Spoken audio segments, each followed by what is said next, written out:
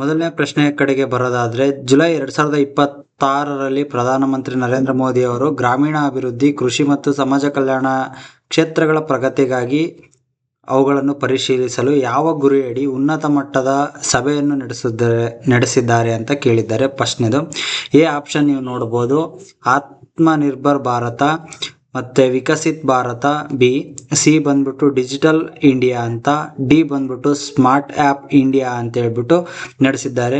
ಇದಕ್ಕೆ ಆಪ್ಷನ್ ಬಂದ್ಬಿಟ್ಟು ಬಿ ವಿಕಸಿತ್ ಭಾರತ್.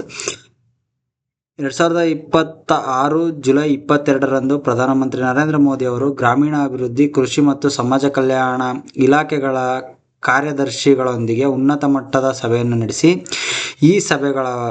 ಈ ಸಭೆಯಲ್ಲಿ ವಿಕಸಿತ್ ಭಾರತ ಗುರಿಗಳನ್ನು ಸಾಧಿಸಲು ವಿವಿಧ ಯೋಜನೆಯಡಿ ಪ್ರಗತಿಯನ್ನು ಪರಿಶೀಲಿಸಲಾಯಿತು ಅಂತ ಇದೆ.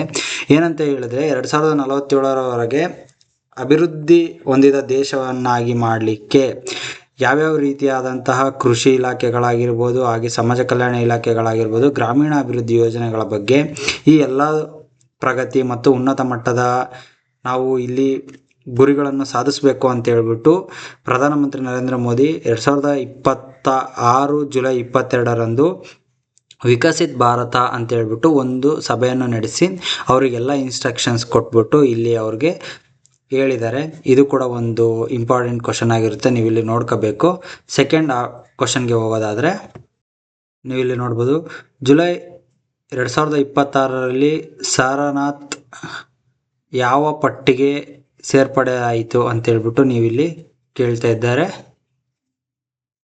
ನಿಮಗಿಲ್ಲಿ ಒಂದು ಗೊತ್ತಿರಬೇಕಾದಂಥ ವಿಶೇಷತೆ ಏನಂತ ಹೇಳಿದ್ರೆ, ಸಾರನಾಥ ಇದು ಬೌದ್ಧ ಧರ್ಮದ ಗೌತಮ ಬುದ್ಧ ಏನಿದೆ ಅಲ್ವಾ, ಅದರದಾಗಿರ್ತಕ್ಕಂಥ ಪ್ಲೇಸ್ನ ವಿವರಣೆ ಆಗಿರುತ್ತೆ. ಇದು ಯುನೆಸ್ಕೋ ಪಾರಂಪರ್ಯ ಪಟ್ಟಿಗೆ ಸೇರ್ಪಡೆ ಆಗಿದೆ 2026 ಜುಲೈ ತಿಂಗಳಲ್ಲಿ. ಇದನ್ನು ನೀವು ಚೆನ್ನಾಗಿ ಇಲ್ಲಿ ನೋಡ್ಕೋಬೋದು. ಇಲ್ಲಿ ನೀವು ನೋಡ್ಬೋದು ಯಾವ್ಯಾವ ರೀತಿ ಆಪ್ಷನ್ ಕೊಡ್ಬೋದು ಅಂತ ಹೇಳಿದ್ರೆ, ರಾಮ್ಸರ್ ತಾಣವಾಗಿ ಮಾಡಿದ್ದಾರೆ ಅಂತ ಹೇಳ್ಬೋದು, ಯುನೆಸ್ಕೋ ವಿಶ್ವ ಪಾರಂಪರ್ಯ ಪಟ್ಟಿಗೆ ಸೇರಿಸಿರ್ಬೋದು ಅಂತ ಕೇಳ್ಬೋದು, ಅಥವಾ ಜೈವಿಕ ಸಂರಕ್ಷಣಾ ಪ್ರದೇಶ ಅಂತ ಕೇಳ್ಬೋದು, ಅಥವಾ ವಿಶ್ವ ಜಿಯೋ ಪಾರ್ಕ್ ಅಂತಲೂ ನೀವು ಇಲ್ಲಿ ಕೇಳ್ಬೋದು. ಆದರೆ ಉತ್ತರ ಏನಂತ ಹೇಳಿದ್ರೆ ಯುನೆಸ್ಕೋ ಪಾರಂಪರ್ಯ ಪಟ್ಟಿಗೆ ಇಲ್ಲಿ ಸೇರ್ಪಡೆ ಆಗುತ್ತೆ. ಯಾಕಂತ ಹೇಳಿದ್ರೆ ಗೌತಮ ಬುದ್ಧ ಈಗ ಬೌದ್ಧ ಧರ್ಮ ಮತ್ತು ಇಸ್ಲಾಮಿಕ್ ಧರ್ಮ ಮತ್ತು ಹಿಂದೂ ಧರ್ಮಗಳ ಯಾವೆಲ್ಲ ಕ್ಷೇತ್ರಗಳಲ್ಲಿ ನೀವೇನಾದರೂ ಓದ್ತಕ್ಕಂತಹ ವಿಷಯಗಳ ಬಗ್ಗೆ ಯಾವೆಲ್ಲ ಯುನೆಸ್ಕೋ ಪಾರಂಪರ್ಯ ಪಟ್ಟಿಗೆ ಸೇರಿದಾವೆ ಹೊಸದಾಗಿ ಅಂತ ಹೇಳ್ಬಿಟ್ಟು ನೀವು ಇಲ್ಲಿ ಕ್ಲೀನಾಗಿ ನೋಡ್ಕೋಬೇಕಾಗುತ್ತೆ. 2026ರಲ್ಲಿ ಸಾರನಾಥವನ್ನು ಯುನೆಸ್ಕೋ ವಿಶ್ವ ಪಾರಂಪರ್ಯ ಪಟ್ಟಿಗೆಯಲ್ಲಿ ಸೇರಿಸಲಾಗುತ್ತೆ. ನೀವಿಲ್ಲಿ ಕ್ಲೀನಾಗಿ ನೋಡ್ಕೋಬೇಕಾಗುತ್ತೆ. ಇದರ ವಿಶ್ಲೇಷಣೆ ಏನಂತ ಹೇಳಿದರೆ, ಗೌತಮ ಬುದ್ಧನು ಮೊದಲ ಬಾರಿಗೆ ಧರ್ಮ ಪ್ರಚಾರವನ್ನು ನಡೀತಕ್ಕಂಥ ಸ್ಥಳ ಆಗಿರುತ್ತೆ ಇದು. ಓಕೆನಾ, ನೀವು ಇಲ್ಲಿ ಕ್ಲೀನಾಗಿ ನೋಡ್ಕೋಬೇಕು. ನೆಕ್ಸ್ಟ್ ಪ್ರಶ್ನೆಗೆ ಬರೋದಾದರೆ, ಇಲ್ಲಿ ನೀವು ನೋಡೋದಾದ್ರೆ ಮೂರನೇ ಪ್ರಶ್ನೆ, ಜುಲೈ 26ರಂದು ಅಂದರೆ ಜುಲೈ 26ನ್ನು ಭಾರತ ಯಾವ ದಿನವನ್ನಾಗಿ ಆಚರಿಸ್ತಾರೆ ಅಂತ ಹೇಳಿ ಇಲ್ಲಿ ನೋಡೋದಾದರೆ, ಫಸ್ಟು ಎ ಆಪ್ಷನ್ ಸೇನಾ ದಿನ, ಬಿ ಕಾರ್ಗಿಲ್ ವಿಜಯ್ ದಿವಸ್, ಸಿ ನೌಕಾಪಡೆ, ಹಾಗೆ ಡಿ ವಾಯುಪಡೆ ಅಂತ ಬಂದರೆ ವಾಯುಪಡೆ ದಿನ ಅಂತ ಬಂದರೆ, ಫಸ್ಟು ನಮಗೆ ನೋಡಬೇಕಾಗಿದ್ದು ಜುಲೈ 26ರಂದು ಕಾರ್ಗಿಲ್ ವಿಜಯ್ ದಿವಸ್ ಅಂತ ಹೇಳ್ಬಿಟ್ಟು ನಾವು ಆಚರಿಸ್ತೀವಿ. ಯಾಕಂತ ಹೇಳಿದ್ರೆ ಪ್ರತಿ ವರ್ಷ ಜುಲೈ 26ರಂದು 1999ರಲ್ಲಿ ನಡೆದತಕ್ಕಂತಹ ಕಾರ್ಗಿಲ್ ಯುದ್ಧದಲ್ಲಿ ಭಾರತ ವಿಜಯಶಾಲಿಯಾಗಿರುತ್ತೆ. ಸೊ ಅದರ ಸ್ಮರಣಾರ್ಥವಾಗಿ ಕಾರ್ಗಿಲ್ ವಿಜಯ್ ದಿವಸ ಅಂತ ನಾವು 1999ರಿಂದ ಪಾಕಿಸ್ತಾನ ವಿರುದ್ಧ ಯಾವಾಗ ನಾವು ವಿಜಯವನ್ನು ಗಳಿಸ್ತೀವಿ ಕಾರ್ಗಿಲ್ ಯುದ್ಧದಲ್ಲಿ, ಅವತ್ತಿಂದ ನಾವು 1999 ಪಾಕಿಸ್ತಾನದ ವಿರುದ್ಧ 1999ರಲ್ಲಿ ಜುಲೈ 26ರಂದು ಕಾರ್ಗಿಲ್ ಯುದ್ಧ ನಡೆಯುತ್ತೆ. ಆ ಯುದ್ಧದಲ್ಲಿ ನಾವು ಜಯಶಾಲಿ ಆಗ್ತೀವಿ. ಅವತ್ತಿಂದ ನಾವು ಜುಲೈ 26ರಂದು ಕಾರ್ಗಿಲ್ ವಿಜಯ್ ದಿವಸ್ ಅಂತ ಹೇಳ್ಬಿಟ್ಟು ನಾವಿಲ್ಲಿ ಕರ್ಕೋತಾ ಬಂದಿದ್ದೀವಿ.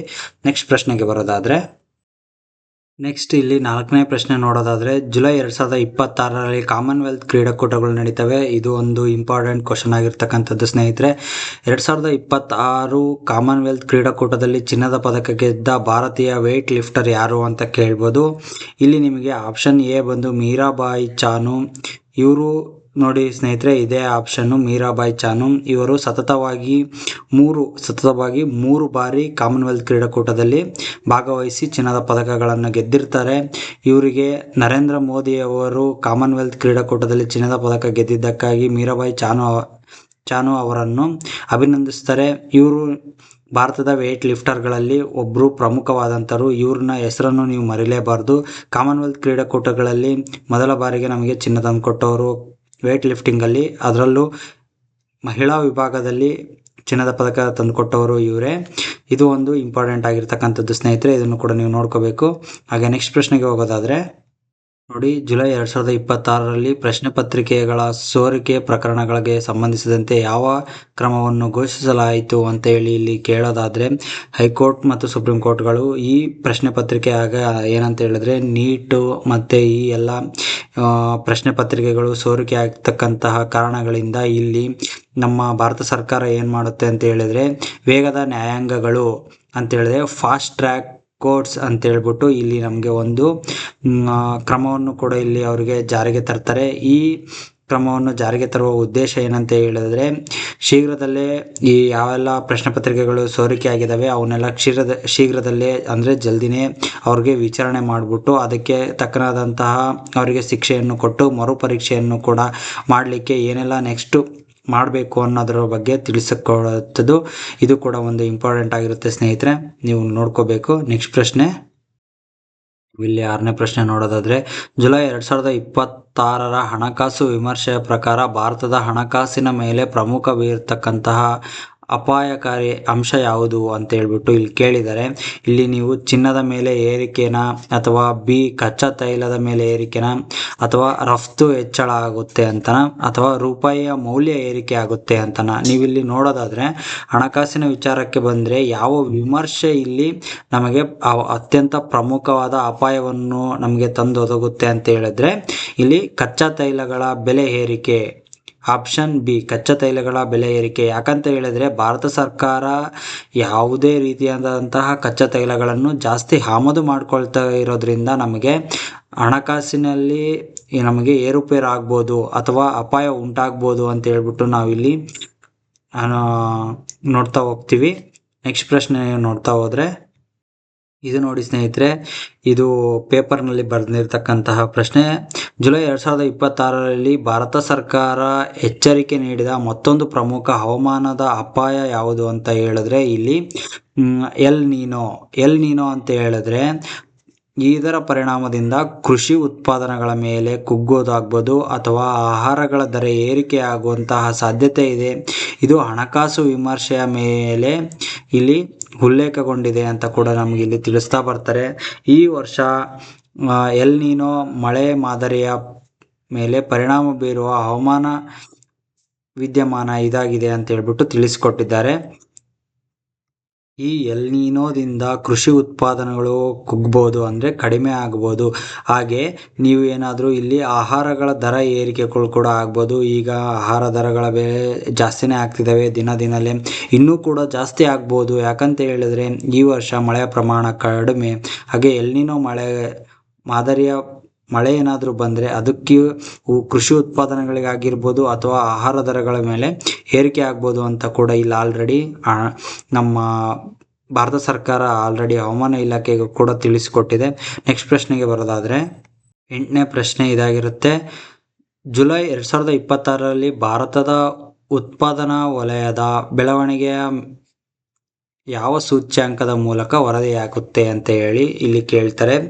ಇಲ್ಲಿ ಭಾರತ ಉತ್ಪಾದನಾ ವಲಯಗಳ ಬೆಳವಣಿಗೆ ಯಾವ ಸೂಚ್ಯಾಂಕದಡಿ ವರದಿ ನಮಗೆ ನೀಡುತ್ತೆ ಅಂತ ಹೇಳಿ ಬಂದರೆ ಇಲ್ಲಿ ಫಸ್ಟ್ ಎ ಆಪ್ಷನ್ CPI ಅಂತ ಇದೆ, ಬಿ ಆಪ್ಷನ್ PMI ಅಂತ ಇದೆ, ಸಿ ಆಪ್ಷನ್ WPI ಅಂತ ಇದೆ, ಡಿ IIP ಅಂತ ಇದೆ. ಇದಕ್ಕೆ ಉತ್ತರ ಆಪ್ಷನ್ ಬಿ PMI. ಇದರ ವಿವರಣೆ ಏನಾದರೂ ನೀವು ನೋಡೋದಾದರೆ, ಜುಲೈ 2026ರಲ್ಲಿ ಭಾರತ ಉತ್ಪಾದನಾ ವಲಯ ಬೆಳವಣಿಗೆ ಸುಮಾರು 5 ವರ್ಷದ ಕನಿಷ್ಠ ಮಟ್ಟಕ್ಕೆ ಇಳಿಯುವುದಾಗಿ PMI ಸಮೀಕ್ಷೆ ತಿಳಿಸಿದೆ. PMIನ ವಿಸ್ತೃತ ರೂಪ ಅಂತ ಹೇಳಿದ್ರೆ ಇಲ್ಲಿ ಪರ್ಚೇಸಿಂಗ್ ಮ್ಯಾನೇಜರ್ಸ್ ಇಂಡೆಕ್ಸ್. ಇದು ಕೂಡ ನಿಮಗೆ ಇಂಪಾರ್ಟೆಂಟ್ ಆಗಿರ್ತಕ್ಕಂಥದ್ದು ಸ್ನೇಹಿತರೆ. ಸೂಚ್ಯಾಂಕಗಳ ಮೇಲೆ ಒಂದಲ್ಲ ಒಂದು ಪ್ರಶ್ನೆಗಳು ಇತ್ತೀಚೆಗೆ ಎಲ್ಲ ನಡೆದಿರ್ತಕ್ಕಂತಹ ಪರೀಕ್ಷೆಗಳಲ್ಲಿ ಕೇಳ್ತಾ ಬಂದಿದ್ದಾರೆ. ಇದನ್ನು ಕೂಡ ನೀವು ನೋಡ್ಕೋಬೇಕಾಗುತ್ತೆ.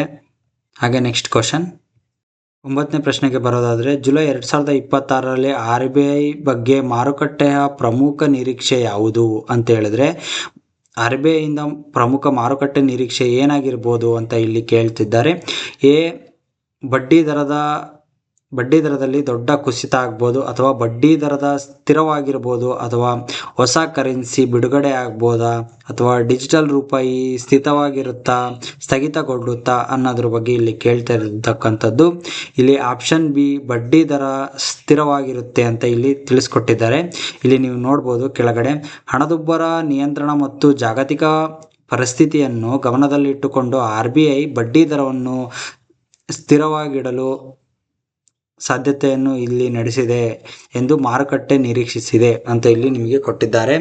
ಇಲ್ಲಿ ನೀವು ಕ್ಲೀನಾಗಿ ನೋಡೋದಾದರೆ, ಆರ್ ಬಿ ಐ MPC ಸಭೆಗಳ ಸ್ಪರ್ಧಾತ್ಮಕ ಪರೀಕ್ಷೆಗಳಲ್ಲಿ ಪ್ರಮುಖವಾಗಿ ಈ ಪ್ರಶ್ನೆಗಳನ್ನು ಕೇಳ್ತಾರೆ ಅಂತ ಹೇಳ್ಬಿಟ್ಟು ಇಲ್ಲಿ ನಿಮಗೆ ತಿಳಿಸ್ಕೊಟ್ಟಿದ್ದಾರೆ. ನೀವು ಇಲ್ಲಿ ಕ್ಲೀನಾಗಿ ನೋಡ್ಬೋದು. ಎಲ್ಲ ನೆಕ್ಸ್ಟ್ KPSC ಪರೀಕ್ಷೆಯಲ್ಲಿ ಇದು ಬರ್ತಕ್ಕಂತಹ ಸಾಧ್ಯತೆ ಇರುತ್ತೆ. ಯಾಕಂದರೆ ಇದು RBIಗೆ ಸಂಬಂಧಪಟ್ಟಂತಹ ಕ್ವಶನ್ ಆಗಿರೋದ್ರಿಂದ ನೀವಿಲ್ಲಿ ಗಮನವಾಗಿ ಕ್ಲೀನಾಗಿ ನೋಡಬೇಕಾಗಿರುತ್ತೆ.